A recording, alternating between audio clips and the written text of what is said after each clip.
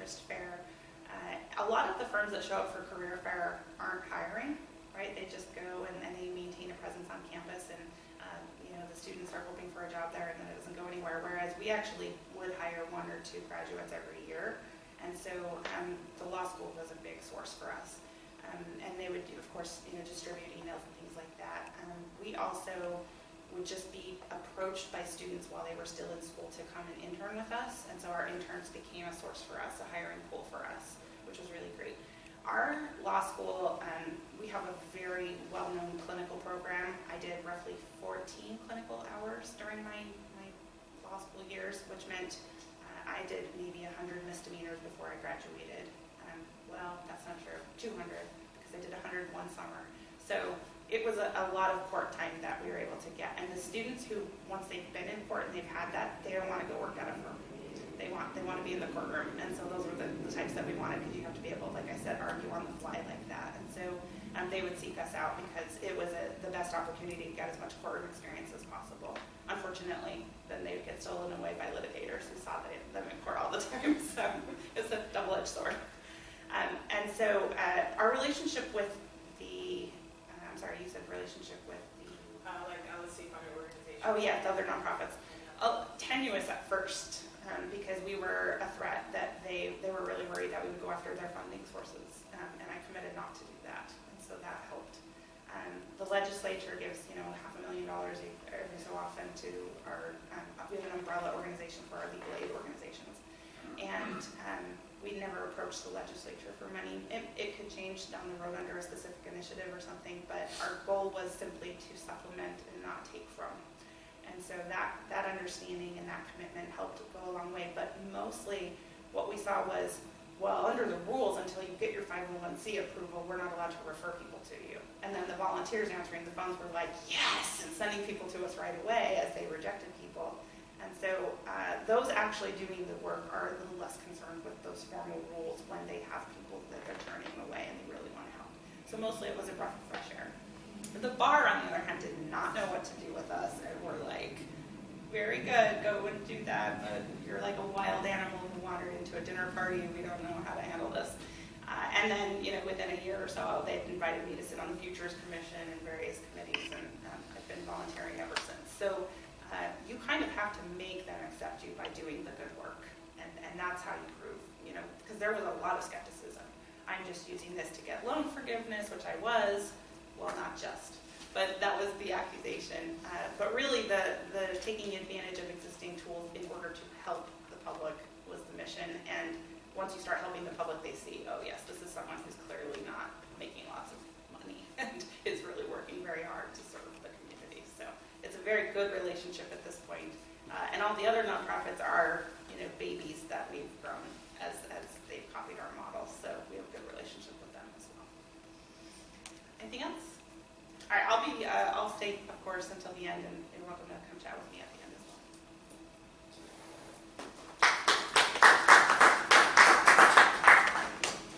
And I'll just say, too, we built in 30 minutes for lunch, but lunch is coming in, and so we'll have that extra. We'll just take 5 minutes to get our meals and continue to catch up.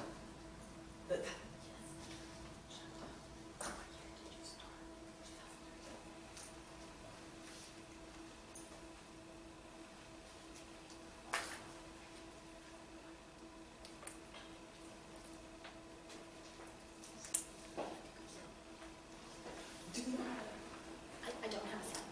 Oh, you don't have to? Yeah, I'm good. Okay. Well, thank you so much. My name is Tamina Watson. I am an immigration attorney in Seattle, Washington. I immigrated myself in 2005 after I got married to a U.S. citizen and went through the entire process of the immigration procedures. I was a barrister in the UK, which didn't really mean much in this country until George Clooney married one. So now I can use it as a marketing tool. But I got confused with barista and what, and then I stopped using it completely. But here we are. I trained as a trial lawyer, but I really am basically doing immigration filings. I stay out of court, actually. And it's been an interesting path to sitting here today. So very, very thankful that Yolanda invited me. And I'm grateful to be speaking after Conchita and Chantal, because I think I'm an example of a small law firm that can do philanthropic assistance in the world. And I love the title of this conference, actually, because I think as you hear my story, and I asked Yolanda, what should I talk about? She said, just tell the story. So I'm going to tell the stories. So in 2005, I moved here, and in 2006, I took the New York bar exams because that's the only one I could take as a transplant from a different country.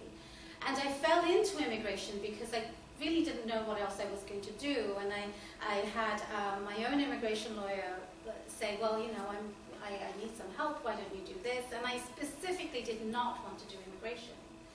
And after 3 offers of immigration coming along, and then my own lawyer saying, help me, I fell into it. And I thought I'd do it for 5 years, and then I'd go into litigation perhaps, because that was my background. I fell in love with it from the very first day. One of the reasons I didn't want to do immigration is because I saw it in my family. My father was an immigration lawyer. My mother actually wanted me to be a lawyer and had a lot of sacrifices to get me there. But immigration just felt like it was going to be asylum day in and day out, and it wasn't something I wanted to do. But the very first day of practicing immigration law, I realized it was much more than that. I could help CEOs of companies to the battered spouse, and I didn't have to be in court for that necessarily. And it encompassed all the things I had ever envisioned law to be. To help people, it was fast-paced, and it was intellectually challenging. So in 2005, 6 to 8, I was with my ex-partner, and then the partnership, I learned how not to practice law from her, and then in 2009, I started my own practice. And in 2009, it was the height of the recession. And what I saw was lots of people coming to me saying, hey, I've lost my job, how do I maintain status in the US? And I saw just the trend of how do I keep maintaining statuses for people. And at the time, people kept saying to me, a lot of people said, I want to start my own business. I've always wanted to have my own startup. And that was my actual journey into policy. At law school, you hear policy, but you don't necessarily know what it means, you know. It sounds really, you know, it sounds cool, but you don't necessarily know what it means. And here I am practicing law, thinking, how do I change the law? And that's how I started to do legal research in how do I find a law that helps my client. And I started to dig into the CFRs and the statutes. So what is missing that my client can't use to have a startup visa? And that was the journey into really understanding immigration laws and the missing parts of it and how to advocate for my client. And so while I am building my practice, which I think is interesting because, you know, you all have to sustain yourself. How do you do that? And I was building my practice, and I had a blog. I realized I needed a blog. I didn't know what to write about. And one day, at the time, Borders existed. So I was at an airport, and I finished my fictional book, and I found this book called PR for something. It was a guerrilla marketing type of book. And I opened it, and it randomly opened to the page of how to blog. And it said, you know, write about other stuff. And I thought, oh, I can write about the startup visa. And so I started to write about the laws and the policies that were coming down from the administration at the time. And a newspaper came into town, a South Asian newspaper.